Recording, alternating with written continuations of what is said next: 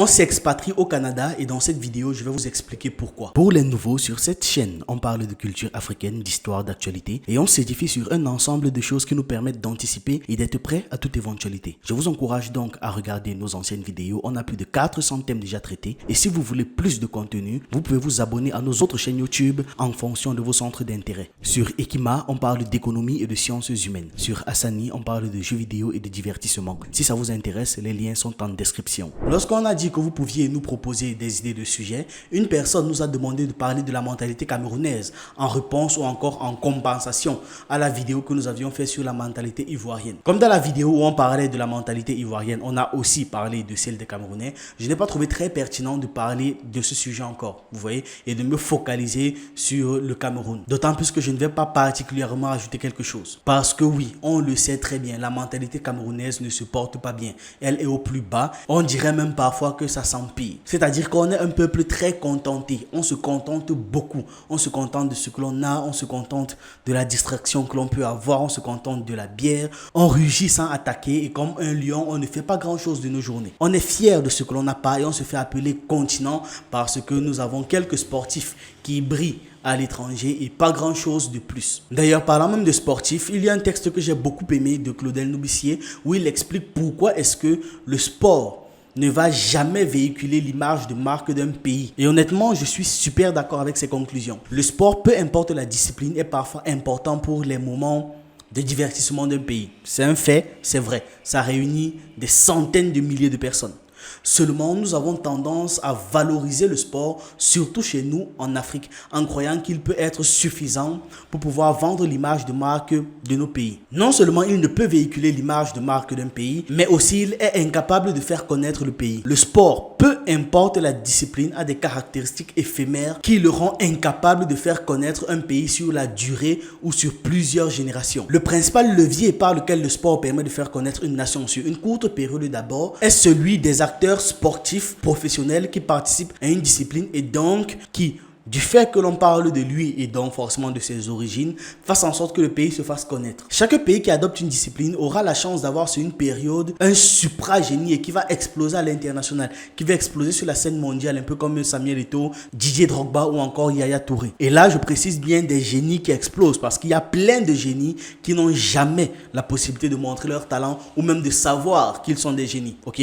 Donc sur cette période de gloire du sportif en question, le gars sera médiatisé. Toutes les caméras seront braquées sur lui, ce qui va permettre de faire connaître son pays. Mais est-ce que ça vend l'image de marque? Ce n'est pas parce que vous avez un sportif international très talentueux que ça donne envie de visiter votre pays. Combien d'entre vous sont fans de Messi ou de Cristiano Ronaldo et veulent aller en Argentine ou au Portugal? Combien d'entreprises veulent même investir là-bas ou encore est-ce que vous seriez prêt à investir des centaines de millions là-bas ou encore à aller ouvrir des entreprises dans ces pays-là? Pourtant, vous êtes fan de ces deux-là, n'est-ce pas? Alors comprenez que le sportif ne vend pas forcément le pays. De plus, cette vulgarisation de son pays ne dure pas longtemps. C'est-à-dire le fait qu'on connaisse même son pays, ça ne dure que sur une très courte période. Peu importe le talent de l'athlète, le gars va rayonner seulement sur une période de 10 à 20 ans, ce qui est très peu. Après ce temps-là, il va tout simplement rentrer et puis tout le monde va l'oublier. Et on va l'oublier parce que quelqu'un de plus performant, de plus impressionnant, de plus tout viendra et prendra tous ces titres. Et c'est maintenant dans des anecdotes, dans des trucs comme ça que l'on se souviendra de votre pays ou alors non. On se souviendra de l'athlète, de cet athlète-là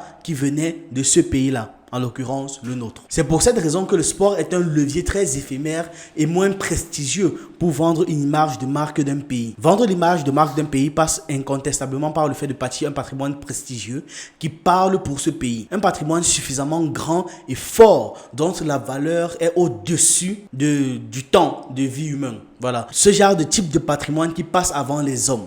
Je pourrais citer par exemple des multinationales comme Apple, Microsoft, McDo, Coca-Cola, Facebook. Ce patrimoine est suffisamment prestigieux et transcende le temps. Aujourd'hui, les fondateurs de la plupart des multinationales que j'ai citées plus haut ne sont plus à la tête de ces entreprises, mais ces entreprises continue de vendre et continue d'être extrêmement riche. Et par-dessus tout, continue de vendre l'image de marque des États-Unis d'Amérique dans le monde. Plusieurs générations passent par ces multinationales, continuent d'influencer la génération d'après afin de vendre cette image de marque des États-Unis. Il y a une chaîne YouTube appelée Arthur Jarre qui fait des documentaires sur les États-Unis.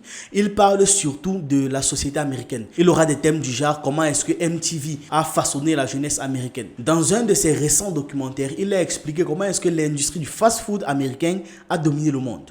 Vous serez choqués de voir à quel point les entreprises comme McDonald's ou encore Subway propagent l'idéologie américaine partout où elles sont implantées. Et dans cette vidéo-là, il n'a parlé que de l'industrie du fast-food, pas de toutes les autres. Les États-Unis sont puissamment représentés dans tous les secteurs de l'industrie. Le Cameroun est représenté où? Donc le plus intéressant serait plutôt que l'État et les grandes institutions essaient d'investir dans les entreprises et non dans le sport ou chez les sportifs. Parce qu'en mettant les moyens pour développer les entreprises dans nos pays, elles pourront plus tard être suffisamment riches pour pouvoir subventionner le sport et même le e-sport, qui attire de plus en plus de public jeune sur le continent. En Corée du Sud, ce sont les entreprises comme SK Telecom, Sud Korea Telecom ou encore Samsung qui ont les plus grosses équipes de e-sport. Et les joueurs sont extrêmement bien payés, vivre dans un confort extraordinaire. Donc, les entreprises peuvent financer le sport. Pourtant, j'ai rarement vu le sport financer les entreprises. Nous devons mettre sur pied des entreprises de poids chez nous et développer autour de ces entreprises un marketing suffisamment agressif qui permettra de vendre nos entreprises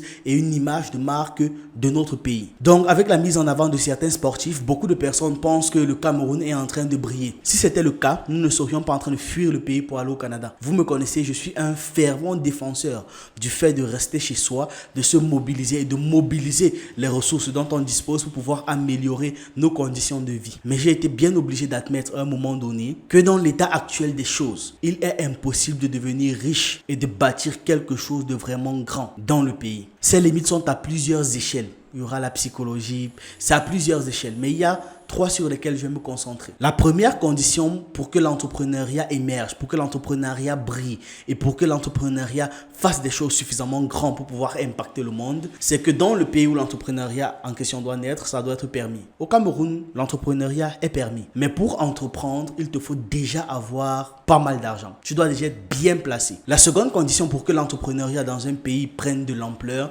c'est que les lois facilitent l'entrepreneuriat. Vous voyez donc, ça doit être permis et ensuite ça doit être facilité. Et la façon dont on traite l'entrepreneur doit l'encourager. Au pays, c'est un véritable problème. Pour peu que tu ouvres une boutique, les impôts se sont déjà versés sur toi. Ces derniers temps, je tombe sur plusieurs vidéos et témoignages de jeunes filles qui essaient d'ouvrir des boutiques et elles expliquent que leur défi, c'est de payer des impôts. Elles n'ont même pas encore commencé à vendre, qu'elles sont déjà en train de reverser beaucoup d'argent dans les impôts. Bon les amis, si je fais cette vidéo, c'est parce que c'est de trop. Il dit que les impôts au Cameroun, si vous n'avez pas la force de supporter, non, n'ouvrez pas une boutique. Ça c'est quoi ça? C'est vendredi qu'ils m'ont scellé. J'arrive encore lundi, ils me scellent encore. J'appelle le monsieur, il me dit, je m'en dis que j'ai payé, pourquoi vous me scellez encore? D'abord que je ne sais pas pourquoi ils m'ont scellé dernièrement. Ils m'ont parlé de l'hygiène de salubrité, machin, truc, 35 000 que je devais payer. J'ai directement appelé mon père, il a payé.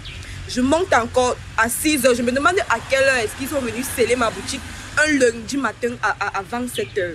Je me demande si c'est le soir ou si c'est... Je ne sais pas, sincèrement vous-même.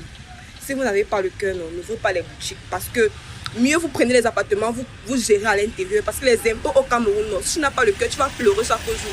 Ce n'est pas ici, hier qui se pleurait ici dernièrement à cause des impôts. Voilà encore ça qu'on m'a fermé. C'est qu'ils m'ont scellé pourquoi? J'appelle le numéro, ça ne passe pas. Je vais dire quoi? Bête. J'avais ma sortie. C'est vrai. Et après, on va s'étonner que la vente du piment marche si bien. Donc, entreprendre est pénible. Si tu n'as pas déjà de l'argent, tu dois te débrouiller. Sauf que se débrouiller, ce n'est pas entreprendre, c'est survivre. Et là, je ne parle pas encore de la logistique extrêmement médiocre que nous avons. Payer un ordinateur ici coûte 2 à 3 fois plus cher que le prix normal de l'appareil en question. Très souvent, je me plains publiquement de la connexion Internet. Je ne saurais compter le nombre d'opportunités que j'ai ratées juste à cause de la médiocre connexion Internet. Le forfait le plus bas de la fibre optique, ce qu'on appelle fibre optique, c'est en fait de l'ADSL, coûte 25 000 francs, soit 38 €. À 38 € par mois, tu as droit à 600 kilos en téléchargement et 100 kilos en envoi. 38 €. Dans un pays où le SMIC est à 40 000, soit 60 €, on te vend 600 kilos d'internet. 600 kilos, hein, à 38 €, presque la moitié de ton salaire. Et ça ne dérange personne. Le service client est le pire pire au monde. Et pour l'installation encore de cette connexion médiocre-là, tu débourses 75 000. Et quand tu veux même te faire installer ça, ça prend des semaines, des mois, et pour certains, ça n'arrive même jamais. Donc, entreprendre, même dans le numérique, dans un domaine dématérialisé, ça relève du défi. Ça devient pénible. Ça devient un luxe même d'avoir Internet d'ailleurs. Et tout ça n'est possible parce que ceux qui sont à la tête des choses, tant que eux, ça va bien, ça va. Ils n'en ont rien à foutre des autres. Rien à foutre. Vous allez les voir sortir seulement quand ils doivent donner des leçons de morale. Et dans l'administration, la situation n'est pas très intéressante non plus. Régulièrement, des fonctionnaires se plaignent de leur salaire, que soit c'est insuffisant, soit ça ne passe pas. Ces dernières années, les enseignants ont beaucoup subi. Alors, dans la société, il y a 3 gros piliers. Les protecteurs qui sont représentés par l'armée, les guérisseurs qui sont représentés par le corps médical et les enseignants qui sont chargés de transmettre le savoir. Ce sont ces 3 piliers-là qui font les sociétés. Vous allez vous rendre compte qu'une société ne peut pas évoluer sans ces 3-là. Mais ces 3 corps de métier, piliers d'une nation, sont maltraités au pays. Résultat, on a des militaires qui rackettent des civils, des médecins qui tuent et des enseignants qui refusent de transmettre quoi que ce soit. Comment donc s'étonner que plusieurs centaines d'enseignants décident de partir au Canada simplement à la recherche de quelque chose de mieux? Une autre limite qui fasse en sorte que les gens veulent partir du pays, c'est que ici, sachez que la concurrence est interdite. Voilà, tout simplement. Vous ne pouvez pas concurrencer Eneo, société de distribution d'électricité, ni celle de l'eau, ni celle d'Internet et ainsi de suite. Parce que les gens font leur argent derrière ces entreprises-là. Donc si les choses restent comme elles sont, même pendant 1000 ans, c'est parfait pour eux. Parce que eux, ils gagnent. Chez eux, ils ont des panneaux solaires, ils ont des générateurs, ils ont des groupes électrogènes. Tout va bien dans le meilleur des mondes. Toute entreprise voulant faire un meilleur service que ceux en place dans le domaine public ou encore parapublic est immédiatement chassé. Une dernière raison que les gens ne savent pas, ils ne s'en rendent pas compte, mais qui les pousse quand même à vouloir partir du pays, c'est le franc CFA. On ne se rend pas compte que cette monnaie n'est pas une monnaie. En fait, j'ai mal parlé, ce n'est pas une monnaie. Quand vous regardez le cours du Naira, vous allez voir que ça monte et ça descend, ça fluctue. Toutes les monnaies font ça. Toutes les monnaies vivantes font ça. Quand tu vis, tu bouges. Le franc CFA, lui, reste sur place, comme un cadavre. Une personne vivante respire. Je respire. La personne vivante monte, descend, a des hauts, a des bas. C'est le cadavre qui est sur place. Le franc CFA n'a jamais été vivant. Comment vous voulez produire sur une terre aride? Avec cette monnaie, on ne peut échanger qu'avec 4 pays, tous aussi pauvres et tous aussi incompétents et tous aussi médiocres. Quelle est la pertinence d'avoir une monnaie? C'est l'accès au monde. Si j'ai par exemple besoin de fournir en électricité un quartier pour être un supplément à la société de distribution d'électricité, je peux m'acheter des panneaux solaires en Chine. Et je peux acheter ces panneaux solaires-là au prix d'usine, sans me faire voler par les taxes françaises sur le franc CFA, et ainsi contribuer à améliorer notre accès à l'électricité. Aucune banque au Cameroun ne te permet d'investir directement en bourse. Tu demandes à Freeland pourquoi est-ce que tu ne peux pas placer ton argent, on te répond parce que tu as du franc CFA. Pareil quand tu vas à UBA. Tu es donc obligé de passer par des gens qui vont te prendre 10, parfois même 20% sur tes dépôts. D'ailleurs, nous avons perdu beaucoup de temps à cause de cette monnaie. On avait passé plus de 6 mois à développer une technologie de transaction monétaire qui était reposée sur la blockchain avant de se rendre compte qu'en fait, on travaille pour rien, vu qu'on ne peut pas tester efficacement notre technologie parce que le franc CFA n'est pas fiable. Sans parler du fait qu'il était totalement impossible pour nous d'avoir accès aux licences nécessaires pour ce genre d'activité. Donc, on est dans un pays où entreprendre est très difficile. Vivre est très difficile et tout est très cher. On est très mal payé. Un pays où rien n'est fait pour la population. Si on arrange une route, ce n'est pas pour la population, c'est parce qu'il y a un grand du pays qui s'est installé à côté et ainsi de suite. C'est aussi un pays où l'argent que tu possèdes ne vaut rien du tout hors de ton pays. L'argent que tu as ne te permet pas de le fructifier. Et pire, l'argent que tu as te coupe du monde, te coupe des marchés et te coupe de l'économie mondiale. Ce sont des choses qu'on n'avait pas vues, dont on n'était pas conscient avant de développer cette technologie-là. Quand on a vécu ça, quand on n'est pas bien renseigné, quand on souffre tous les jours, comment ne pas avoir envie de partir? Quand on a l'impression que tout est injuste, comment ne pas avoir envie de partir?